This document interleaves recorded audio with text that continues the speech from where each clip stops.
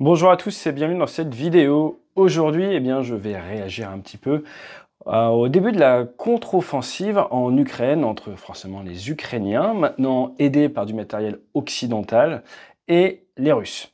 L'état final recherché, l'objectif de cette vidéo, c'est de vous amener à prendre du recul par rapport au flot d'images que l'on commence à recevoir et que l'on va continuer à recevoir dans les prochains jours, voire peut-être les prochaines semaines. Redéfinir un petit peu l'importance de la temporalité dans ce type d'événement. Revenir sur l'importance des grands blocs d'un point de vue militaire, politique, stratégique, tactique. L'importance de la vision stratégique pour que les hommes sur le terrain soient efficaces, et également du danger d'envoyer des éléments tactiques dans une vision stratégique cohérente. Prendrons quelques petits exemples historiques. Ensuite, petit détour par les officiers de marine avec l'importance de la culture et l'impact d'un manque de culture à ces trois échelons-là. Et ensuite, nous parlerons un petit peu de la guerre des images. Forcément, hélicoptère versus tank, il y a des images intéressantes qui sont sorties ces derniers jours. Et pour finir, je vous livrerai un petit peu mes two cents et un petit appel à prendre du recul par rapport à tout ça, juste après le jingle.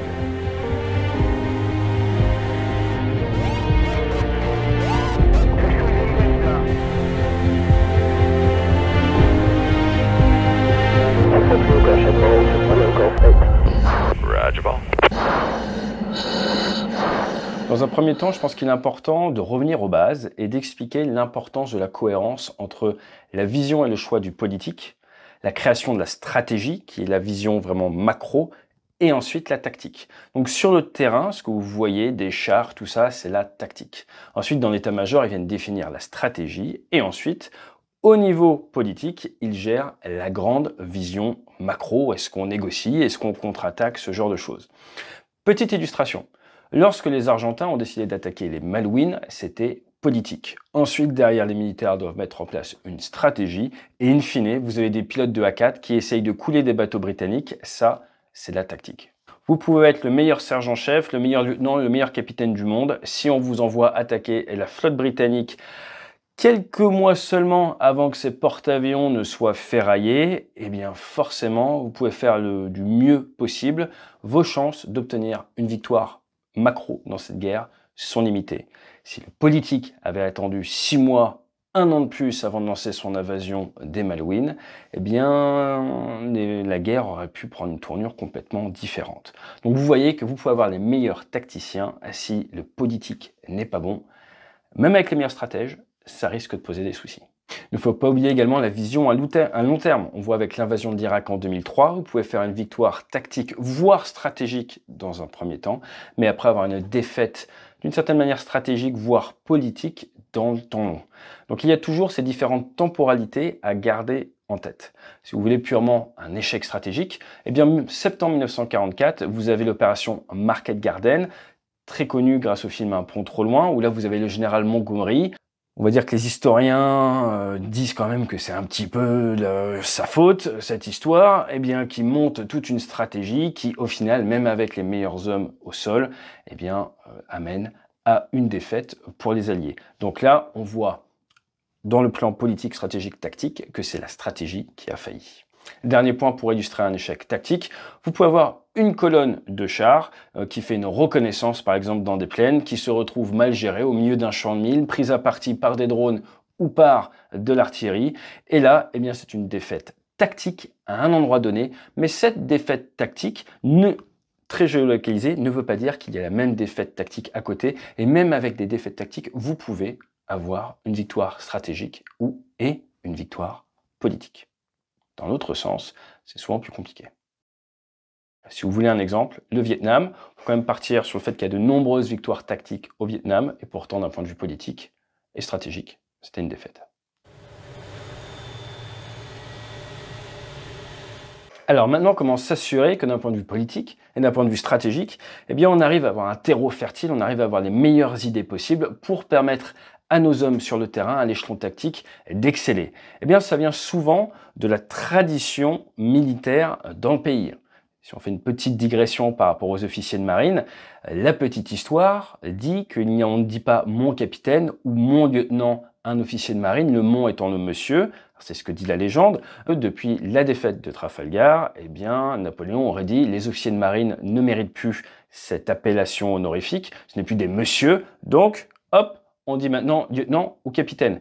Alors ça, c'est un petit peu la légende urbaine, on pourrait en parler pendant des heures, mais c'est très bien en tant qu'officier de marine de l'imaginer et de l'intellectualiser comme ça, parce que ça vous masse un petit peu l'ego, et ça vous rappelle eh bien, qu'il faut en permanence être la meilleure version possible de soi-même, sinon eh bien, la prochaine bataille peut être une grande défaite. En 1789, il y avait 1604 officiers dans la Royale. Pour la petite histoire, c'est 4 fois plus que sous Colbert. Donc en 1696, il y en avait 1138, mais en 1667, il n'y en avait que 428. Toujours est-il, pendant ces 120 années, il y a eu donc une multiplication du nombre d'officiers de marine et il y a eu une grande transmission orale d'expérience au sein des familles, car c'était souvent des familles de nobles, des grandes familles, qui envoyaient leurs fils faire officier de marine. Et vous aviez donc cette très très forte culture maritime, et nous avions donc à cette époque-là une des meilleures marines au monde, et on le voit bien avec par exemple la victoire de De Grasse face aux Anglais pour gêner le ravitaillement de Cornwallis à Yorktown, la fameuse baie de Chesapeake, 1781. Si les États-Unis sont ce qu'ils sont aujourd'hui, c'est quand même grâce aux officiers de marine, aux hommes de la marine, officiers mariniers et matelots français à cette époque-là. On avance de quelques années, il y a la Révolution française, 140 000 Français quittent le pays sur environ 25 à 30 millions d'habitants, 4% de militaires quittent le pays et il y a énormément d'officiers supérieurs qui partent. Résultat, sous Napoléon, on se retrouve avec une marine, avec une royale, comme elle a gardé cette appellation, qui a un taux d'encadrement, mais surtout une expérience au niveau de ses officiers qui est sans commune mesure avec ce qu'elle avait 15, 20 ans plus tôt. Et ça nous amène vers la fameuse défaite de Trafalgar, que l'on pourrait débriefer toute la journée. Pourquoi je vous dis ça? Tout simplement parce que cela illustre le temps qu'il faut pour monter en compétence cet échelon tactique, stratégique et politique, pour acquérir ces ressources humaines et très rapidement, sur une révolution, sur un changement de régime, cela peut être perdu. Les Japonais, pendant la Seconde Guerre mondiale, sont également un excellent exemple. À l'heure actuelle, si on fait le parallèle avec l'Ukraine, tous les conseillers militaires américains ou occidentaux qui ont connu de nombreux combats eh bien, viennent renforcer, viennent augmenter la culture du combat, la culture stratégique et tactique pour les troupes ukrainiennes. D'un point de vue politique, pour la petite histoire, vous ne le savez peut-être pas, mais Jacques Chirac était militaire, a fait la guerre en Algérie, a reçu la Croix de la valeur militaire. Il y a une citation qui date du 12 janvier 57 pour justement avoir mené l'assaut alors qu'il était tombé dans une embuscade à la tête de ses hommes. Je vous invite à creuser si vous voulez. Quant à François Mitterrand, eh bien lui était sergent-chef dans la coloniale, a été fait prisonnier de guerre et s'est enfui du camp où il a été retenu, a été repris, s'est re-enfui et après derrière est parti dans la résistance. Donc nous avons eu, pendant la guerre froide, eh bien, des hommes politiques qui avaient connu le combat.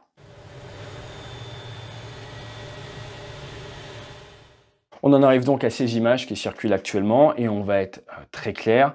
Nous avons clairement vu lors de la guerre du Golfe, eh bien, pour Saddam Hussein, qu'envoyer des troupes dans le désert face à des hélicoptères de combat, c'était un massacre. Au début de l'invasion, tentative d'invasion de Kiev, nous avons vu que les Russes qui envoient sur un seul axe leurs chars face à TDB-2, face à des hélicoptères, même face à de l'aviation.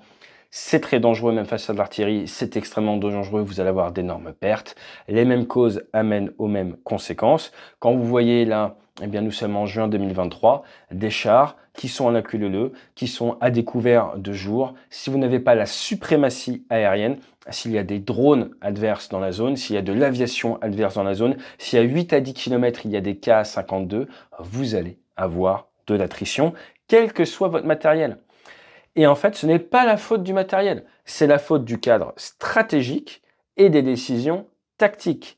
Donc, vous pouvez prendre le meilleur matériel au monde, vous le mettez à la queue leu dans un champ à découvert sans couverture aérienne. Ça peut être un Leclerc, un Abrams, un Léopard. Si en face, vous êtes vulnérable à des tirs d'artillerie, vous êtes vulnérable à du Ka-52, ça ne peut pas fonctionner. Et ça, c'est très important de le comprendre. Ce n'est pas tout d'avoir du très bon matériel. C'est tout le cadre d'emploi, la doctrine d'emploi, la stratégie, puis la tactique qui va permettre d'amener ce matériel à s'exprimer. Je vais vous faire un parallèle très facile avec le cyclisme, c'est bientôt le Tour de France. Vous pouvez avoir Mark Cavendish, le meilleur sprinter de sa génération. S'il n'a pas toute l'équipe pour l'amener à 50 ou 200 mètres de la ligne d'arrivée le plus frais possible, dans les meilleures conditions possibles, ce qu'on appelle le train, eh bien, avec les équipiers qui les uns après les autres vont accélérer, Mark Cavendish ne pourra pas faire la différence et ne pourra pas ramener la victoire pour son équipe. C'est normal, c'est un problème de stratégie, c'est un problème après, directement sur le théâtre, de tactique. Donc tout ça doit être réfléchi en amont et vous devez engager vos troupes dans des conditions qui vous permettent la victoire, qui vous permettent d'optimiser vos capacités et de minimiser vos talons d'Achille. Maintenant, attention, quand on monte à l'assaut, forcément c'est plus dangereux, mais il faut s'assurer, pour briller, pour minimiser ses pertes, de minimiser ses vulnérabilités. Et je vous le dis tout de suite, si c'est l'armée française ou l'armée américaine, si on se met en place dans les mêmes conditions, ça va faire le même résultat. C'est pour ça qu'il est important de faire du travail en groupe tactique, qu'il est important de faire du joint fire et d'avancer toujours de manière coordonnée entre l'artillerie, les troupes au sol et l'aviation, qu'elle soit aéronautique avec des avions, avec des hélicoptères ou maintenant avec des drones ou des munitions rôdeuses dont on voit les images ces derniers temps. Pour revenir un petit peu sur ces images qui ont beaucoup fait parler, vous prenez un hélicoptère s'il n'est pas embêté, s'il ne risque pas de se faire tirer dessus, s'il peut rester à 8-10 km de chars qui avancent à découvert. On l'a vu pendant la guerre du Golfe, eh bien c'est un carton, c'est fait pour ça. Même si c'est un K-52, on a dit ça tremble de partout, ces choses-là, là c'est son cœur d'excellence, c'est ce pourquoi il a été fait. S'il peut être utilisé dans ce cadre-là, il va pouvoir accomplir la mission. Maintenant attention, de nombreux kilomètres de front, une nécessité de ravitailler, il faut qu'il puisse avoir accès à du pétrole, il faut qu'il puisse avoir accès à de l'armement, à de la mécanique, à des pièces de rechange pour pouvoir tenir face à une invasion, j'ai envie de dire presque rouleau compresseur en face. Donc il y a toujours des limites. Mais j'insiste encore une fois, le stratège doit réfléchir à comment envoyer ces échelons tactiques de manière à ce qu'ils puissent se protéger les uns les autres, sinon la technologie ne vous sauve pas. Alors, qu'est-ce que l'on peut dire à l'heure actuelle? Eh bien, à l'heure actuelle, il est urgent de prendre du recul. Toutes les photos, toutes les vidéos qui nous parviennent, elles sont biaisées, elles servent un agenda. La personne qui la poste essaye de renforcer sa cause, de venir armer un biais de confirmation ou faire passer un message. Si les Russes vous montrent des chars occidentaux détruits, c'est parce qu'ils veulent vous montrer qu'ils peuvent détruire des chars occidentaux, que ce n'est pas merveilleux. Et ils vont essayer de faire douter les Occidentaux dans leur aide vers les Ukrainiens. Les Ukrainiens de leur côté vont essayer de montrer des victoires de leur côté et in fine, chacun essaye d'appuyer son agenda. C'est normal, c'est la guerre, ça fait partie des tactiques, de la stratégie et même de la politique liée à l'emploi de l'armement.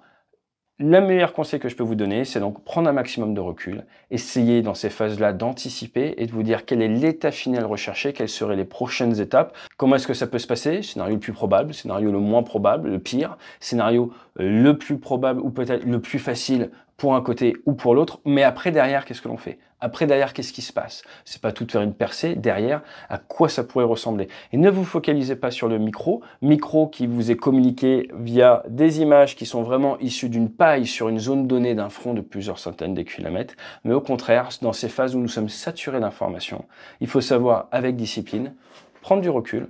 Le recul physique aide le recul psychologique.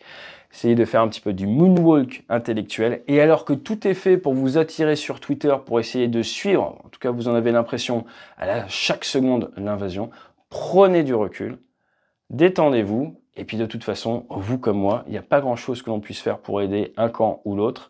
C'est pas notre travail de toute façon en tant que Français. Nous, on est là pour en tirer des leçons de manière à pouvoir faire progresser notre défense nationale. Et c'est ce qu'on va continuer à faire sur cette chaîne. Et je suis persuadé que de nombreux constructeurs auront beaucoup de lessons learned suite à tout ce retour d'expérience, malheureusement, aux frais des Ukrainiens et aux frais du peuple russe. Et un dernier point quand même, c'est important de le préciser, dans une guerre, ce sont des êtres humains qui se battent les uns contre les autres, qui essayent de servir au mieux leur nation, ce qui leur est demandé. Faut pas oublier que ce sont des vies qui sont perdues, que chaque perte de vie est complètement tragique, et on revient au côté politique, stratégique, tactique. C'est normalement le travail du politique d'anticiper et de prévenir le combat, la guerre, et d'éviter ainsi de sacrifier certaines de ces générations au combat. Vous rencontrerez rarement des officiers qui ont fait la guerre qui aiment la guerre. C'est vraiment quelque chose pour lequel Enfin, il n'y a rien de beau dans la guerre, il faut être franc, c'est un échec en soi. Le métier et le devoir du militaire, c'est d'être prêt. C'est pour ça que je vous parle aussi souvent, donc il y a la dissuasion nucléaire, la dissuasion conventionnelle, la dissuasion industrielle. Si vous arrivez à avoir à la fois cette dissuasion nucléaire comme on a en France, développer une dissuasion conventionnelle, mais également avoir une dissuasion industrielle, normalement, vous mettez toutes les chances de votre côté pour éviter qu'un pays hostile ou compétiteur essaye d'atteindre votre population, votre nation ou les intérêts de votre nation, qui sont les trois choses que l'armée doit défendre. Et tout ça, eh bien, c'est de l'anticipation. Et exactement comme avant de faire une contre-offensive, exactement comme avant de faire un vol, 90% du succès de la mission, c'est dans la préparation. Et la meilleure guerre, c'est la guerre que vous n'avez pas à faire. Et comment est-ce que l'on fait pour ne pas faire la guerre? On a l'armée la plus préparée et la plus compétente en permanence, prête à intervenir, ce qui dissuade tout simplement un adversaire potentiel d'essayer de vous faire du tort. Allez, fly safe.